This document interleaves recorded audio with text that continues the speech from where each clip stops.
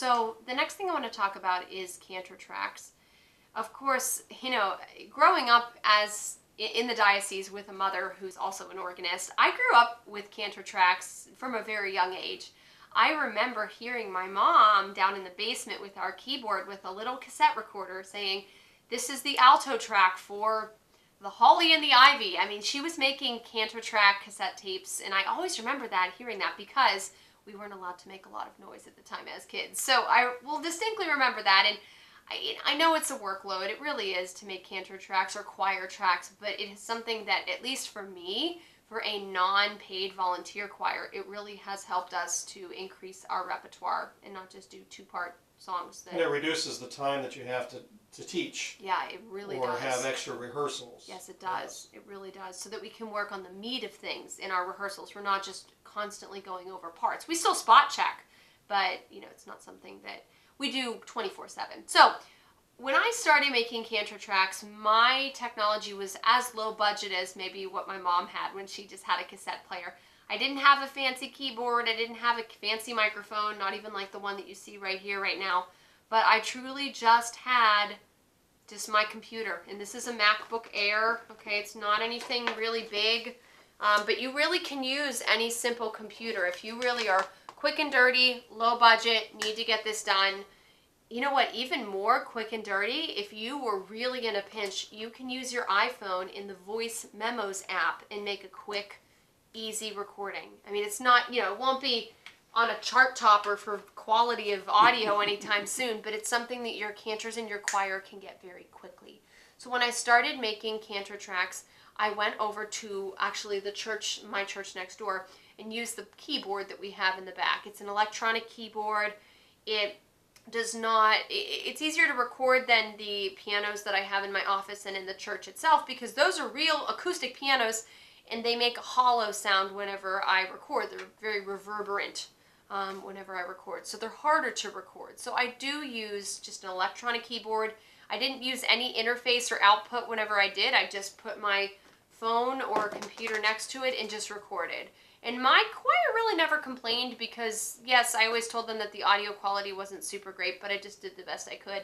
But I recently had a generous parishioner who came up to me after Mass and said, "We've been coming here for a very long time. We love your parish. We love your ministry. Is there anything that we can donate that you need right now?" To which I said, "There's always a need." That's always a question I can answer with a resounding yes. So when I thought about the things that I can improve in my ministry, I thought of the choir tracks and the cantor tracks. I have to be honest, and I'm not just saying this because the man is behind the camera, but David Dreyer does really do a lot of great things with his cantor tracks, and I thought, well, I can always up my game and really also make things more efficient and more, again, time, you know, time is always of the essence, you know, we always have things going on. So I went to Sweetwater Sound, which is a company based in Indiana, and I asked them, I would like to buy a USB microphone. And all that means is it's a microphone that you wouldn't necessarily use over in the church for picking up audio during a Mass, but it actually has a input that connects the microphone with the USB output on your computer. So it connects the two. So my Sweetwater sound guy recommended this for a couple of reasons. One, it already has a spit shield right here, so it helps with some of the cracks and the snaps that can come with consonants, as you know. It also is very easy to use, and also it's good for not only singing but spoken word. So if for some reason, you know, you had other projects you wanted to record, if you wanted to start recording a 2-minute summary of your priest's homily, if that was something that your priest wanted you to do, you could do this very easily, and it requires no extra software or no setup. I literally just plugged it into my computer and I was done. So one of the sound softwares that I use as a Mac user is called GarageBand. Now GarageBand is a type of software that comes with every Apple computer. You don't have to have an Apple computer, but for the sake of my presentation right now, I'm going to show you what Apple computers come with. So when you open GarageBand, this is what comes up at the beginning, and it asks you all these things. Would you like the keyboard collection, the amp collection? Well, you have two options here. If you don't have an external microphone like I do, your laptop comes with a microphone. Most do at this point. If you have one from the past 4 or 5 years, it will come with a microphone already built in. So you can actually just click empty project.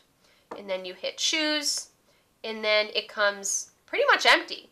One of the things that I do when I create tracks really quickly, it asks you, do you have a software instrument or anything like that? I don't have any drums, I don't have anything like that.